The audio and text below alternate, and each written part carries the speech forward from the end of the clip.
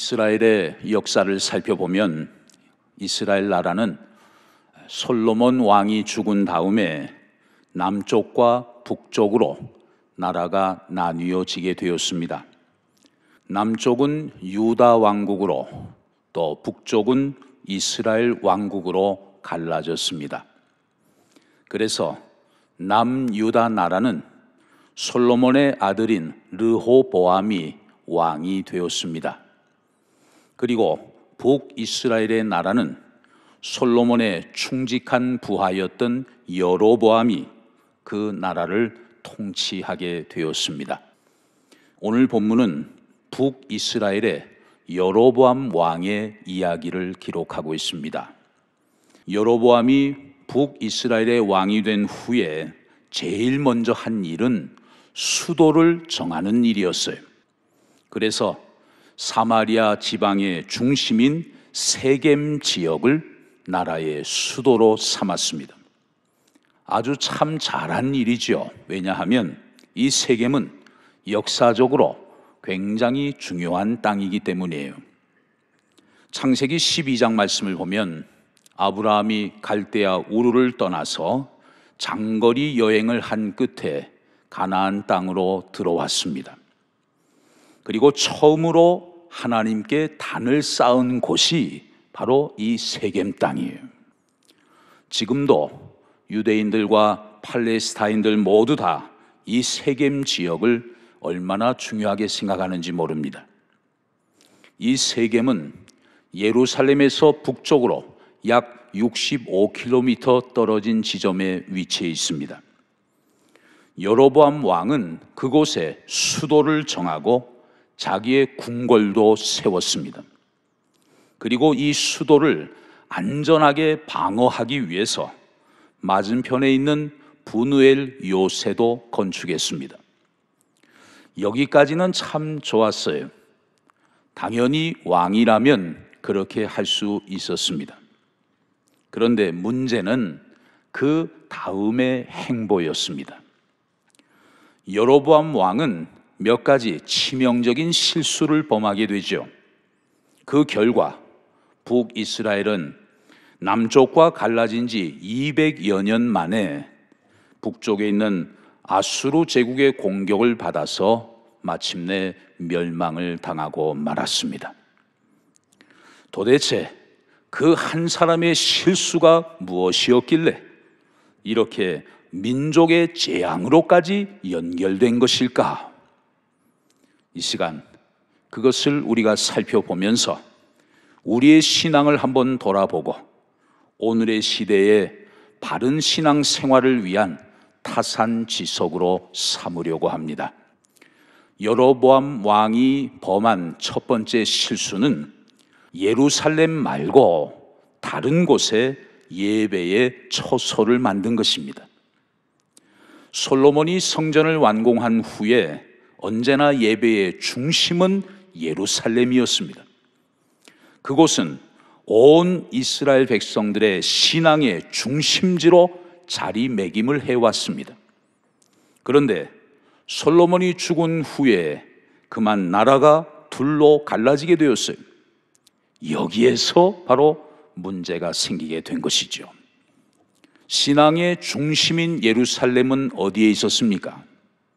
남쪽 땅에 위치해 있었어요. 남유다 지역에 위치해 있었어요. 그런데 성경에 보면 이스라엘 백성들은 1년에 3번은 반드시 예루살렘 성전에 가서 예배를 드리며 절기를 지켜야만 했습니다. 신명기 12장 13절 14절 말씀을 보면 너는 삼가서 네게 보이는 아무 곳에서나 번제를 드리지 말고 오직 너희의 한 지파 중에 여호와께서 택하실 그곳에서 번제를 드리고 또 내가 네게 명령하는 모든 것을 거기서 행할지니라 말씀했습니다. 아무 곳에서나 번제를 드리지 말아라. 하나님이 택하신 곳, 하나님이 정하신 곳, 거기에서 번제를 드려야 된다. 하나님의 명령입니다. 거기가 어디예요? 바로 예루살렘 성전 아닙니까? 그런데 여로보암 왕이 가만히 보니까 1년에 3차례씩이나 자기 백성들이 제사를 드리려고 남쪽 예루살렘으로 여행을 한단 말이죠. 그 모습을 지켜보면서 여로보암 왕의 마음속에는 은근히 걱정이 생겼어요. 이야, 내 백성들이 저렇게 계속해서 남쪽에 정기적으로 왕래하다 보면 예루살렘에 대해서 점점 더 중요하게 생각할 것이 아닌가? 그러다가 어느 때가 되면 이 백성들이 조직을 짜서 북왕국의 임금이 나를 죽이고 어쩌면 자기들이 힘을 모아서 이 나라를 남쪽과 합칠 수도 있는 것 아닌가? 이런 인간적인 걱정이 왕의 마음속에 생기게 된 것입니다.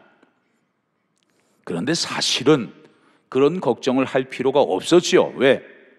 이 나라가 둘로 나뉘어질 때 하나님께서 선지자를 통해 이 여로보암 왕에게 약속하신 말씀이 있었습니다. 내가 너에게 10지파를 준다. 그리고 내가 너를 그들의 우두머리가 되게 할 것이다. 그리고 내가 너를 지켜줄 것이다. 하나님께서 왕에게 그렇게 약속해 주셨어요. 그런데 그 왕은 하나님의 약속에 대한 그 믿음이 그렇게 크지를 못했습니다. 그러다 보니까 하나님을 철저히 의지하지 않고 인간적인 꼼수를 부리게 된 것이죠. 내 왕권을 잘 지키기 위해서 내가 어떻게 하면 좋을까? 그렇지. 사람들이 자꾸 예루살렘에 내려가니까 거기까지 내려가지 않아도 되도록 우리 땅에다가 예배처소를 만들어야 되겠구나. 한 군데만 만들면 또 먼 데 있는 사람들 불평이 생길 테니까 저 위쪽에 하나, 아래쪽에 하나, 두 군데를 만들어서 가까운 쪽으로 원하는 곳에 가서 예배를 드릴 수 있도록 해야 되겠다. 그래서 저 북쪽에 빨간색으로 동그라미가 되어 있는 단이라는 곳에 예배처소를 하나 만들고, 또 남쪽에 남유다와 경계에 가까운 곳에 있는 베델이라는 곳에 또 하나의 예배처소를 만들게 된 것입니다. 겉으로 표면적으로 볼 때는 굉장히 백성들을 배려하는 것처럼 보이는 그런 정책이었어요. 그러나 사실 그 동기는 하나님 앞에 옳지 않았습니다. 왜냐하면 하나님의 뜻보다는 자신의 생각이 앞섰기 때문이에요. 여로보암 왕의 첫 번째 실수는 이처럼 예배 처소를 하나님이 정해주신 예루살렘이 아니고 다른 곳에 예배 처소를 만들었다는 것입니다. 두 번째 실수는 하나님의 법궤와 제사장 문제였습니다. 이스라엘 백성들에게 있어서 법궤는 하나님의 임재를 상징하는 것이죠. 그런데 그 법궤가 지금 예루살렘에 안치되어 있어요. 그 법궤를 북쪽까지 갖고 올 수는 없었던 것입니다. 그래서 이 여로보암 왕은 그 법궤를 대신해서 금송아지 2마리를 만들었어요. 그리고 한 마리씩 각각의 예배 처소에다가 갖다 놓고 백성들에게 이렇게 말을 합니다. 자, 본문 28절 29절을 보십시오. 이에 계획하고 2 금송아지를 만들고 무리에게 말하기를 너희가 다시는 예루살렘에 올라갈 것이 없도다. 이스라엘아, 이는 너희를 애굽 땅에서 인도하여 올린 너희의 신들이라 하고 하나는 베델에 두고 하나는 단에 둔지라. 아멘. 여러분, 이 말씀 속에 생략된 내용을 이해하실 필요가 있습니다. 왕이 말을 합니다. 이제부터 너희는 더 이상 예루살렘으로 내려갈 필요가 없다. 이제는 여기서 예배를 드려라. 그리고 이제부터 이 금송아지가 하나님의 법궤다. 이것이 바로 너희를 애굽에서 인도하여 낸 너희의 신들이니라. 자, 이런 말을 들을 때 그 백성들 가운데서 누가 제일 먼저 반발을 했을까요? 당연히 하나님의 말씀을 잘 알고 있는 사람들이겠죠. 바로 레위 족속들이겠죠. 말도 안 되는 소리, 큰일 날 소리, 이제 왕이 미쳤나 보구만. 이런 상황에서 왕이 조금이라도 지각이 있었다면 그런 소리를 들을 때 그것을 하늘의 소리로 듣고, 이야, 내가 더 잘못 가기 전에 이쯤에서 멈춰야 되겠구나, 그렇게 생각했다면 얼마나 좋았겠어요. 그런데 어떻게 합니까? 31절을 보십시오. 그가 또 산당들을 짓고 레위 자손 아닌 보통 백성으로 제사장을 삼았다. 왕의 마음은 이미 굳어져 버린 거예요. 그래서 레위인들을 다 없애버리고 그냥 일반 백성들로 제사장 자리를 채우게 된 것입니다. 두 번째 실수는 뭐예요? 법궤를 금송아지 우상으로 바꾸어버리고 제사장들을 레위 자손이 아닌 보통 백성으로 세웠던 것입니다. 마지막 세 번째 실수는 절기 문제였어요. 유대인들의 신앙에는 절기가 참 중요하지요. 그래서 하나님은 그 절기에 대해서 아주 꼼꼼하게 말씀하시고 그것을 잘 지키라고 명령하셨습니다. 그런데 그 왕이 어떻게 했습니까? 자, 본문 32절 상반절을 보십시오. 8째 날, 곧 그 달 15째 날로 절기를 정하여 유다의 절기와 비슷하게 하고, 자, 여기에서 아주 예사스럽지 않은 단어 하나를 발견하게 돼요. 하나님께서 정해주신 절기를 어떻게 비슷하게 바꾸어 버렸어요. 절기를 지키기는 지키는데 어떻게 비슷하게, 진짜는 아니고 비슷한 것, 이것을 세 글자로 뭐라 그럽니까?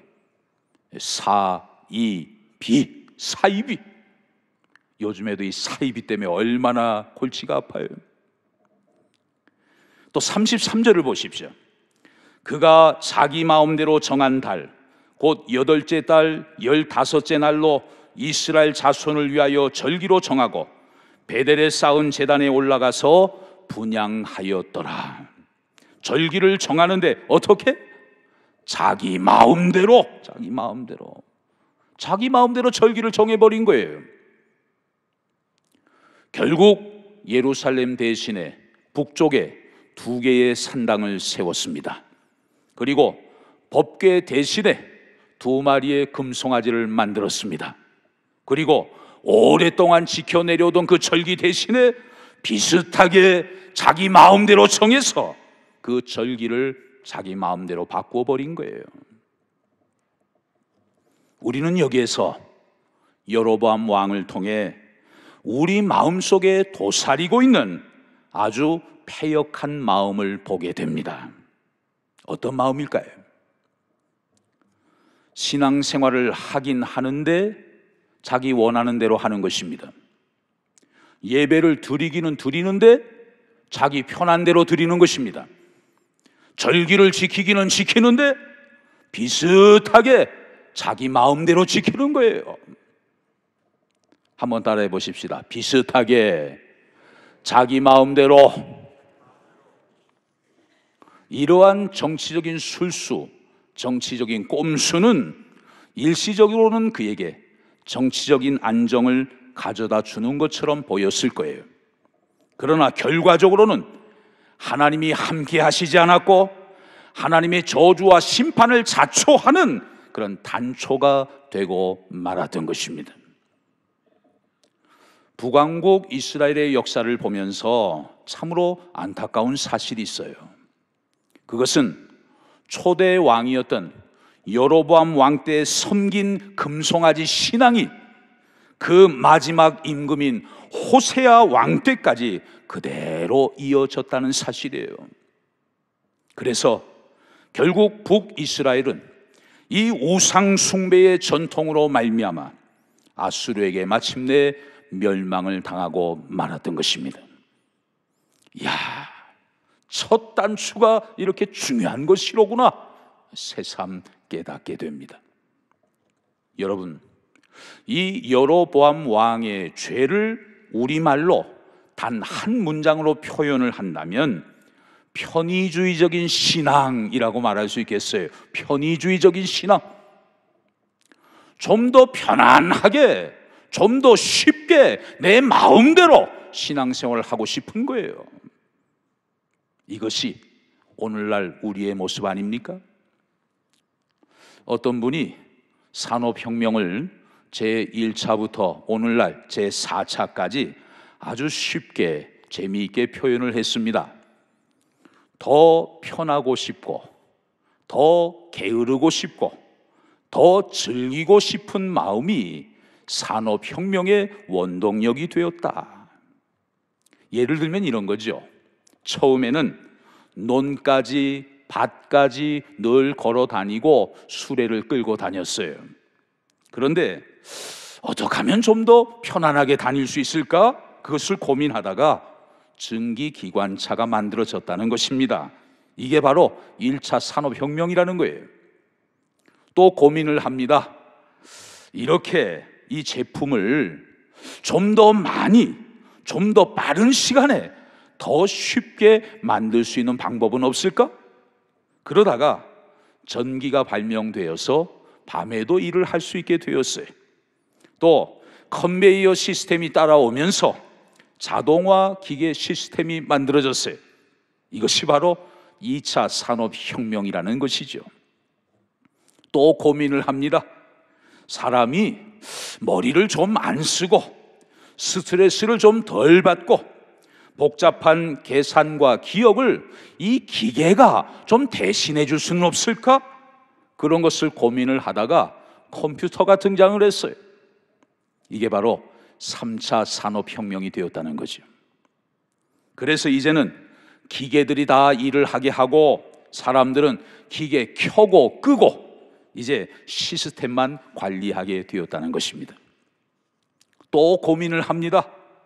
삶 속에서 부딪히는 이런저런 문제를, 골치 아픈 결정들, 내가 결정을 하다 보니까 실수도 할 수 있는데 내가 해결을 하려고 하니까 너무나도 복잡하게 느껴지는데, 그래서 그냥 모든 정보를 갖고 있는 빅데이터 최첨단 시스템이 나를 대신해서 문제를 좀 해결해 줄 수 있다면 얼마나 좋을까? 그러다가 AI, 인공지능을 앞세운 4차 산업혁명이 등장하게 되었다는 것입니다. 좀 더 쉽게, 좀 더 빨리, 좀 더 편안하게, 이런 마음이 우리에게 사실 많이 있는 것이죠. 여러분, 이런 시대일수록 우리 그리스도인들에게 과연 무엇이 중요할까요? 무엇보다도 신앙의 기본기가 대단히 중요합니다. 신앙의 기본기는 한마디로 교회 중심의 신앙생활이에요. 한번 따라하겠습니다. 교회 중심의 신앙생활. 여로보암 왕이 실수한 첫 번째 잘못이 무엇입니까? 요즘 우리말로 말한다면 교회론이 잘못됐어요. 교회론이 잘못됐어요. 야, 하나님은 꼭 예루살렘에만 계신 것인가? 하나님은 꼭 거기에만 계신 것인가? 하나님은 이곳에도 계셔. 그러니까 우리가 여기에다가 예배 장소를 정하고 여기서 예배를 드려도 하나님은 다 받으시는 거야. 어떻게 보면 그 말이 맞는 것 같아요. 그렇죠? 하나님이 무소부재하신 하나님이신데 우리가 어디서 예배를 드려도 다 받으시는 분이죠. 그러나 교회론적으로는 이 말은 틀린 말입니다. 왜냐하면 하나님의 질서에 맞지 않기 때문에. 이스라엘 나라가 정치적으로는 둘로 나뉘어졌습니다. 그러나 신앙적으로는 여전히 예루살렘에서 함께 예배를 드리도록 하나님께서 말씀으로 정해 주셨어요. 그런데 왕이 굳이 하나님의 명령을 거스르면서 예배 처소를 자기 땅에다가 세웠습니다. 그 이유가 무엇입니까? 그것은 하나님을 예배하기 위한 목적이 아니었어요. 사실은 자신의 왕권을 유지하기 위해서였어요. 자신의 인간적인 욕망을 위해서였다는 말이에요. 욕망을 위해서. 여러분, 물론 예수 믿는 사람들은 다 하나님의 자녀들이고 어디서 예배를 드리든지 하나님은 다 받으십니다. 그러나 우리가 정말 조심해야 할 것이 있어요. 우리 구원받은 성도들은 눈에 보이지 않는 우주적인 교회의 일원인 동시에 우리가 속해 있는 본 교회의 구성원으로 하나님이 우리를 불러주셨다는 사실이에요. 이 소속감이 교회론에서 대단히 중요한 것입니다. 요즘에 코로나 사태가 장기화되면서 한국교회 성도들에게 이 소속감이 다 무너지고 있어요. 교회는 다 똑같은 것 아닌가? 어느 예배나 그냥 드리면 되는 것 아닌가? 그러면서 여러분, 이 교회 저 교회 순례하고 있습니다. 이제는 유튜브가 대세라고 하면서 마치 영상 예배 드리는 것이 시대에 걸맞는 신앙생활이라고 생각을 하면서 지금 온라인 예배에 심취하고 있어요. 그러다 보니까 이제 성도들의 본 교회 소속감이 점점 약해지고 있는 거예요. 겉으로 볼 때 대단히 세련된 것 같고 수준 높은 신앙생활을 하는 것처럼 보입니다. 그러나 사실은 그냥 자기를 위해서 종교 행사 참여하는 것뿐이에요. 그냥 주일에 예배 빼먹으면 왠지 마음이 좀 불안하니까 그냥 자기 마음 편하기 위해서 겨우 영상 예배 참여하는 정도의 신앙생활 하는 것뿐이에요. 또 이 교회 저 교회 그냥 영상 예배 순례하면서 그냥 자기가 원하는 것 좀 그냥 조금 누릴 수 있으면 그만이에요. 여러분, 그 이상도 그 이하도 아니에요. 정말 그리스도인으로서 영과 진리로 살아있는 예배를 드리고 본 교회에 소속되어서 주님의 몸된 교회를 든든히 세워가고, 그리고 이 시대에 하나님이 본 교회에 맡겨주신 사명을 함께 감당해 나아가려고 하는 그런 책임감이 우리에게서 점점 사라져가고 있어요. 이것은 결코 건강한 교회관이 아닌 것입니다. 병들어가고 있는 것입니다. 여러분, 교회 공동체는 한마디로 만남의 공동체입니다. 살아계신 하나님을 만나고 주 안에서 한 가족된 성도들을 함께 만나는 것입니다. 그렇기 때문에 우리는 모이기에 힘써야 합니다. 모여서 함께 예배하고 한 마음으로 기도하고 찬양하고 함께 봉사하며 삶을 나눌 때 예배가 살아납니다. 영성이 살아납니다. 교제가 살아납니다. 하나님의 역사가 거기에서 일어나게 됩니다. 그리고 그 자리에 성령의 임재가 임하게 되고 주님의 치료와 위로와 격려의 손길이 나타나게 돼요. 그래서 그 은혜와 능력을 힘입어서 코로나 위기를 극복해내고 거대한 4차 산업혁명, 이 기계 문명의 흐름을 우리가 잘 뚫고 나아갈 수 있게 되는 것입니다. 이제 우리는 더욱 모이기에 힘써야 합니다. 그것이 내가 사는 길이고 우리 가정이 사는 길이고 우리 교회가 사는 길 아니겠습니까? 사랑하는 성도 여러분, 오늘 여로보암 왕의 실수와 그 패역한 모습을 보면서 우리의 모습을 한번 돌아보게 됩니다. 코로나 시대를 핑계 삼아서 비슷하게 자기 마음대로 신앙생활 하려는 모습이 우리 안에 있지 않습니까? 그리고 어른들의 그런 모습을 우리 아이들도 그대로 답습하고 있지는 않습니까? 다시 기본으로 돌아가야 할 때인 줄로 믿습니다. 예배를 더욱 소중하게 여기실 수 있기를 바랍니다. 말씀을 더욱 가까이 하실 수 있기를 바랍니다. 기도의 자리를 더욱 귀하게 여기실 수 있기를 바랍니다. 말씀 충만, 은혜 충만, 성령 충만으로 이 코로나 위기의 시대를 능히 감당하고 자녀들과 다음 세대들에게 참된 신앙의 본을 보일 수 있는 이 시대의 훌륭한 믿음의 스승들, 저와 여러분들이 다 되실 수 있기를 주의 이름으로 축원합니다.